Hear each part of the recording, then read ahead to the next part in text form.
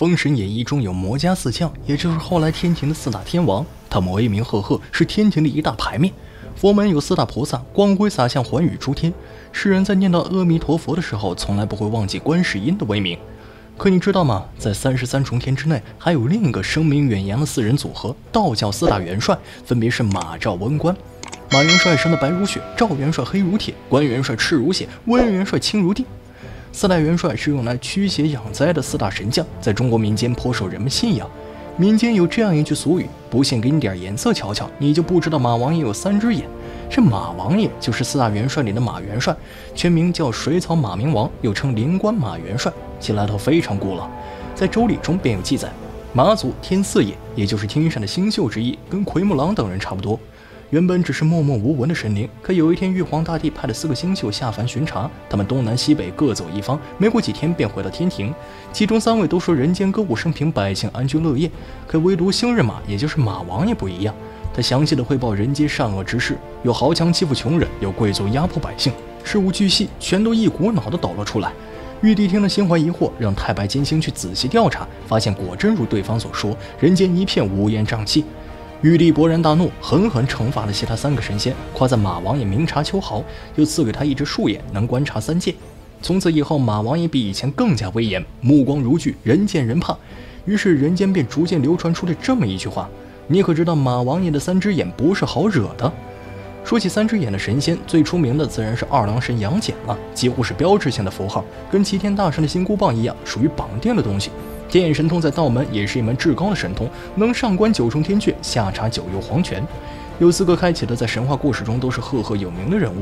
根据《南游记》记载，马王爷又称三令华光，最开始是佛堂之上的供奉灯芯，因为时常听佛讲法，日久天长便诞生了灵性。顿悟之后，化身有火魂的西天如来使者智妙吉祥驻守在雷音寺里。后来因为烧死了独角龙王，被玉帝惩罚，下凡历练，投胎到了马县的平民家庭。在他出生的那天，如来佛祖现身，往眉心一指，赐予了可通3界的天眼和5通的本领，让他能上天入地，不惧水火。马王爷年幼之际，村庄大雨成灾，他便跑去找龙王，要求他停止暴雨，让百姓们休养生息。龙王不肯答应，脾气火爆的马王爷上去就是一记老拳，与龙王厮打一番后，成功将龙王击杀。这位可算是跟龙族结了死仇，就跟哪吒一样，马王爷属于道教诸神中的狠角色，不仅不杀龙王，还去大闹天宫。在战斗之后，年小淘气的马王爷又偷偷潜入斗牛宫，取走紫薇大帝的降魔金枪，后被对方发觉，将其镇住。马王爷吓得丢失了魂魄。不过虽然灵魂俱散，却还剩下一灵转世，成为了虎魔王公主的儿子。出生之日，左右手上各有灵药二字，又被称为马灵药。马灵药拜师学艺，学得了一手好本事，降魔伏怪，上天入地无所不能。玉帝册封他为无显灵官，主持花宴，后来又成为火神，名列封神榜，和佛前灯芯的身份算是相得益彰。民间戏班还把马王爷供奉为祖师爷。相传很久很久以前，人间的戏班唱戏之前都要敲锣打鼓，这让玉帝非常不满意，觉得太过聒噪，并且人间戏子扮演天上诸神实在是亵渎神明，于是命令火神华光，也就是马王爷放一把大火，将所有的戏班全部烧毁。可马王爷华光下凡转了一圈后，发现这群人没有什么坏心眼，都是老实本分的普通百姓。马王爷于心不忍，便出手教他们避灾，在棚顶放置生烟之物，用来迷惑玉帝的视线。从此以后，戏班就可以顺顺利利的长久下去。所以这位马王爷华光也顺理成章的成为了戏班祖师爷，每一次开台之前都必须祭拜一番。道教4大元帅之中，马元帅能排在第1位，也不是没有理由的。而这第2位赵元帅乃是上古大神赵公明。民间传说财神赵公明又名赵玄坛，前世避乱，隐居在终南山，修行仙术道法，能够去雷役电，去病消灾。他头戴铁盔，一手持铁鞭，一手持元宝，全身披金甲，胯下骑黑虎，有买卖求财之人拜之，能生意兴隆，发家致富。这财神的名号可比4大元帅响亮多了。无论人神都离不开一个财字。俗话说得好，钱不是万能的，但没钱是万万不能的。世间99%的困难，财神爷出马都能给你解决，你能说他不受到尊敬吗？如果投票选出一个最受欢迎的神明，财神毫无疑问是第1。相传赵公明是秦代的人物，出生在终南山下，为人诚实，有勇有谋。年少时曾降服一只黑虎，这也是他黑虎旋转大元帅的由来。最初的赵公明还有瘟神的神职，民间普遍将其作为财神祭拜，那要待明代以后。这个时候，一本小说起到了至关重要的作用，那就是《封神演义》。虽然不在4大名著之列，但名气可是一点也不差。古人多多少少是有点迷信的。所谓各大神仙信仰，不就是在一代代杜撰和口口相传中传承下来的吗？在封神的故事中，赵公明可谓是威名赫赫，乃是截教通天教主座下的外门大弟子，本领是真的强，在圣人之下也算是无敌的那一档。手中先天至宝定海珠蕴含一方小世界的威能，就算是至高无上的圣人，如果没有丝毫防备，那也得被打一个跟头。当时西岐的神仙诸如杨戬、哪吒和大名鼎鼎的12金仙，一个个都是没辙。燃灯道人身为阐教副教主，仅次于圣人教主的大高手，照样被追得落荒而逃。可能是因为太无敌，于是在半路出现了2位散仙，法力倒是平平，却偏偏又一件奇门法宝落宝金钱。此物克制一切法宝，是概念级别的法宝，轻轻松松将赵公明的定海珠收下。没有了法宝护身，西岐的阴险小人就有办法了。请来的援军之中，有位神秘的路鸦道人，在天地开辟之初便已经存在。挥手诡异的钉头七剑书是旁门左道的法术。阐教自诩玄门正宗，连兄弟教派的截教都看不起。现如今被打急眼，竟是什么阴险狠毒的法术都往外掏了。钉头七剑之下，满天神佛无人能挡，不过代价是会折损阴寿。经由姜子牙这个天命之人施展，才成功将赵公明弄死。